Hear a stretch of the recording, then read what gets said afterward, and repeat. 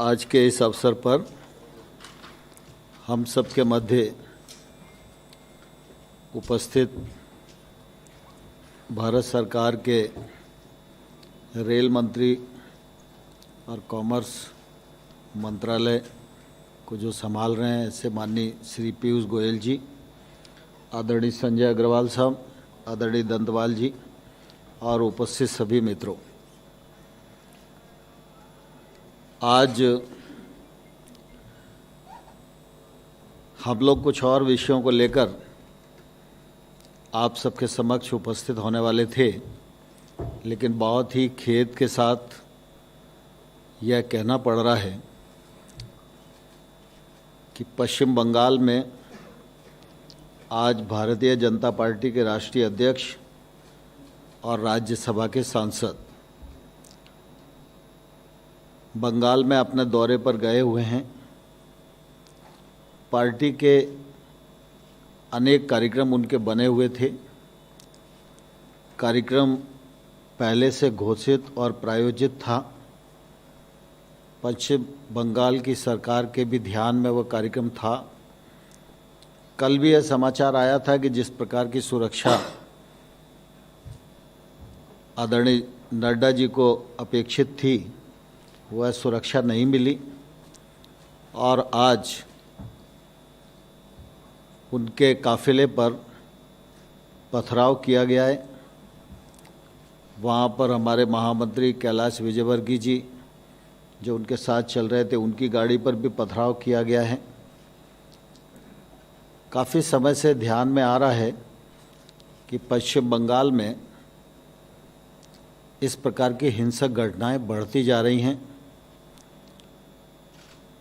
सामान्य तौर पर मत भिन्नता तो लोकतंत्र में स्वाभाविक होती है, लेकिन इस प्रकार की घटनाएं आमतौर पर देश में देखने को नहीं मिलती थी।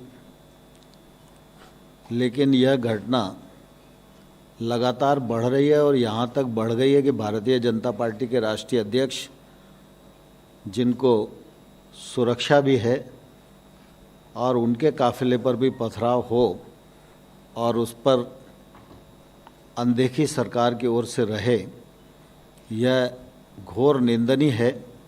और मैं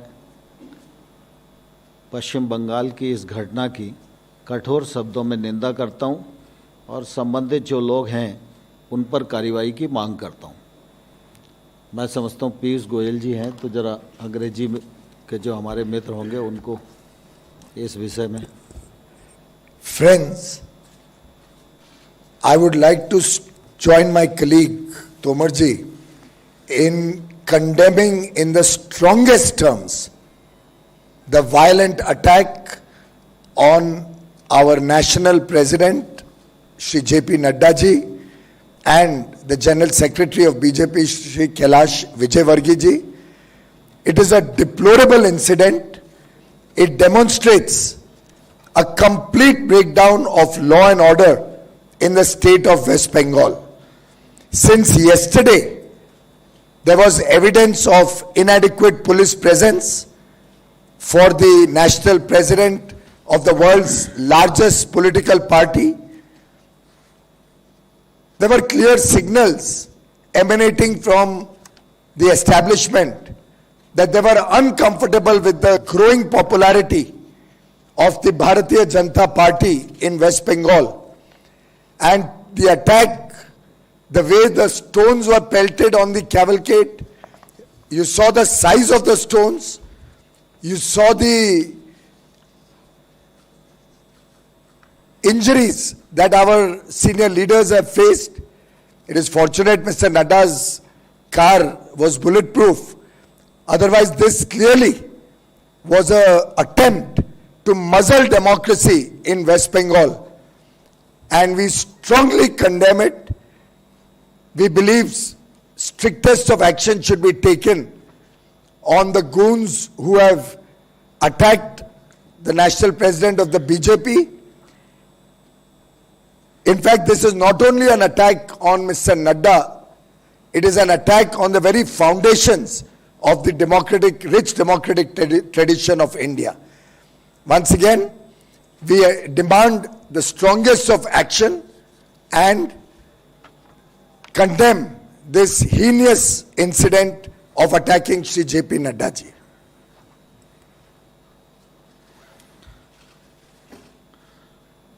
मित्रों, आप सबके ध्यान में है,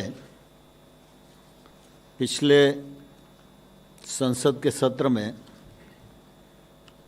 भारत सरकार 3 कानून लेकर आई थी। एक कृषक उपज व्यापार और वाणिज्य अधिनियम और दूसरा कृषक सशक्तिकरण और संरक्षण कीमत आश्वासन और कृषि सेवा पर करार अधिनियम 2020 और आवश्यक वस्तु अधिनियम में कुछ संशोधन, ऐसे लगभग 3 कानून भारतीय संसद ने पारित किए। कृषि के क्षेत्र में ये 2 कानून हैं जिसमें कृषि उपज का व्यापार और वाणिज्य से संबंधित है और उनके मूल्य आश्वासन से संबंधित है।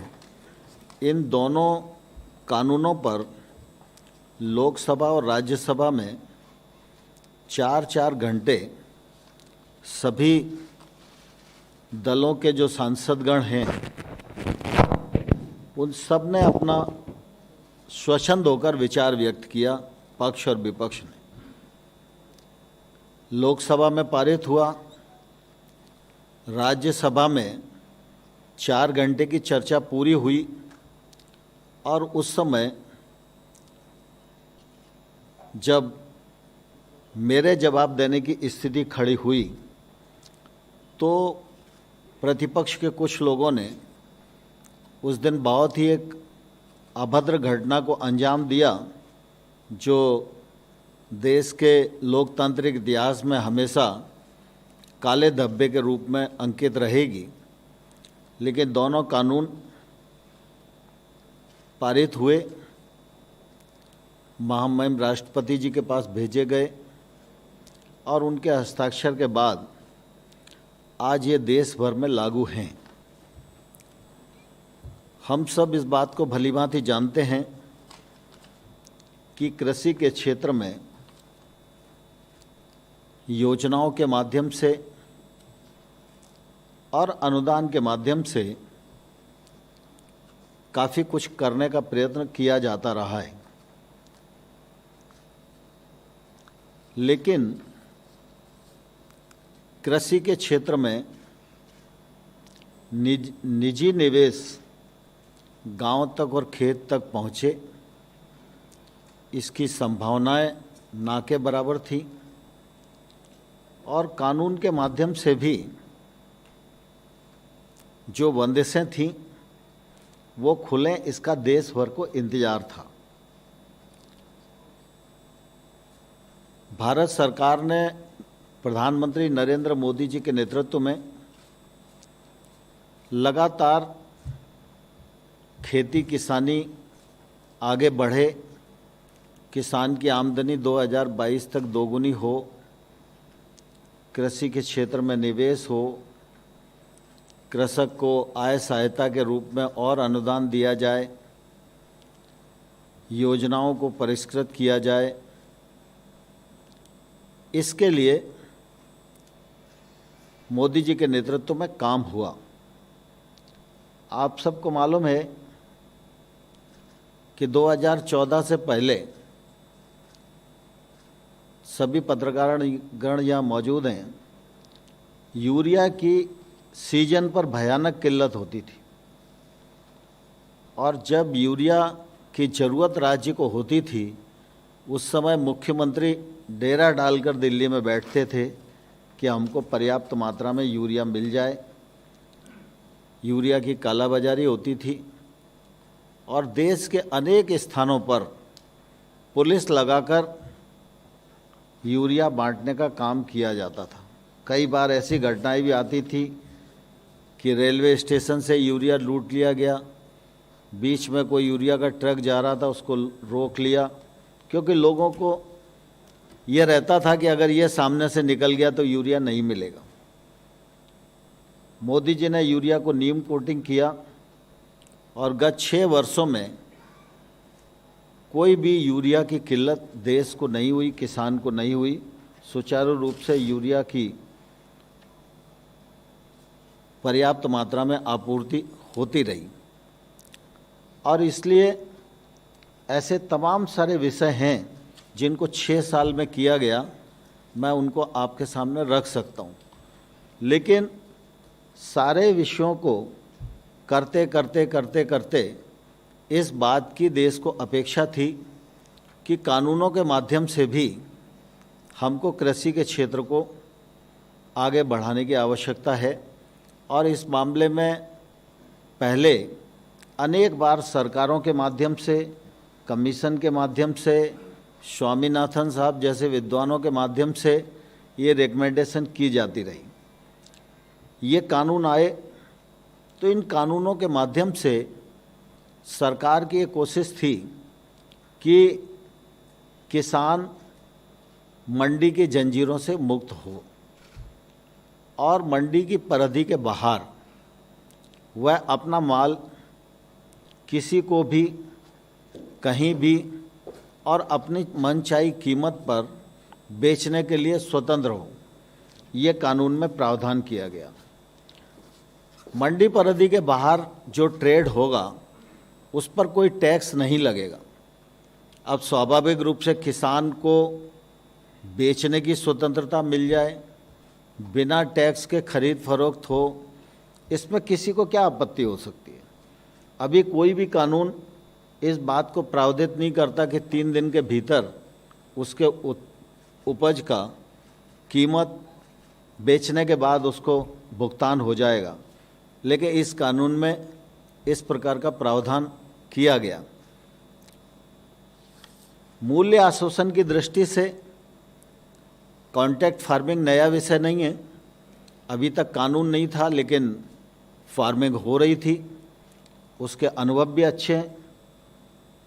हम लोगों को लगता था कानूनी प्लेटफॉर्म देंगे, इसका फ़ायदा लोग अच्छे से उठाएंगे, किसान महंगी फसलों की ओर आकर्षित होगा, नई टेक्नोलॉजी से जुड़ेगा, अपनी जोखिम को प्रोसेस पर ट्रांसफ़र करने में सफल होगा, बुआई के समय उसको मूल्य की गारंटी मिल जाएगी और किसान को और किसान की भूमि को कानून में पूरी तरह से सुरक्षा देने का प्रबंध किया गया। यदि विवाद भी हो प्रोसेसर और किसान के बीच में तो एसडीएम 30 दिन के भीतर उसका निराकरण करेगा, उसे कानून में बांधा गया। और साथ ही साथ यह भी कानून में प्रावधान किया गया कि निर्णय अगर कभी किसान के विरुद्ध भी जाता है तो उससे वसूली सिर्फ आदान की कीमत की हो सकती है, उसके अतिरिक्त नहीं हो सकती और उसकी वसूली का कोई भी निर्देश एसडीएम के द्वारा किसान की भूमि के विरुद्ध नहीं होगा।